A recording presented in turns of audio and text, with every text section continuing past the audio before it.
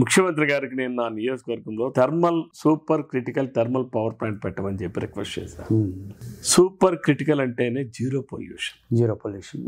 ఇది నేను చూపించినటువంటి ప్రాంతం ఇట్స్ అన్ ఐడియల్. అక్కడ ఇంకోటి కూడా అడ్వాంటేజ్ ఏంటంటే పవర్ గ్రిడ్ లైన్స్ అన్ని అదే ప్రాంతం నుంచి వెళ్తున్నాయి. పవర్ ఉత్పత్తి అయిన తర్వాత ఆ పవర్ గ్రిడ్కే ఇవ్వాలి.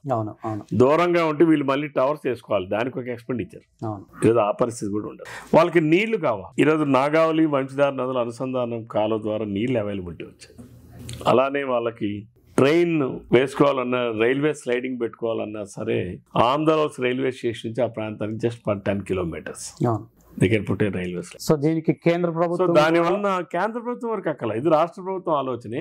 దీనికి మాకు తాల్చేర్ నుంచి ఒరిస్సాలో ఉంది, అక్కడ నుంచి ఇబ్రహీంపట్నం దగ్గర ఉన్నటువంటి థర్మల్ పవర్ స్టేషన్ తీసుకెళ్తున్నారు. ఎక్కడి నుంచి అక్కడికి వెళ్తే ఎంత ట్రాన్స్పోర్టేషన్ కాస్ట్ అవుతుంది. సో అదే మరి శ్రీకాకుళానికి అయితే 200 kilometers, అదే అక్కడి నుంచి అయితే ఇబ్రహీంపట్నంకి అయితే 600 kilometers. దీనివల్ల it's will be more economic అవుతుంది. దీనివల్ల ఒకవేళ ఆ పరిశ్రమే కానీ వస్తే 3200 megawatts ఉత్పత్తి సామర్థ్యం కలిగిన ప్లాంట్ పెట్టే అవకాశం ఉంటుంది. సుమారు 30,000 కోట్ల రూపాయలు ఖర్చు పెట్టే పరిస్థితి ఉంటుంది. దానివల్ల ఉద్యోగ అవకాశాలు పెరుగుతాయి, ఉపాధి పెరుగుతుంది. అంతేకాకుండా వాటికి సంబంధించిన అనేక పరిశ్రమలు కూడా వస్తాయి. మా జిల్లాకి అది ఒక గేమ్ చేంజర్ కాబోతుంది.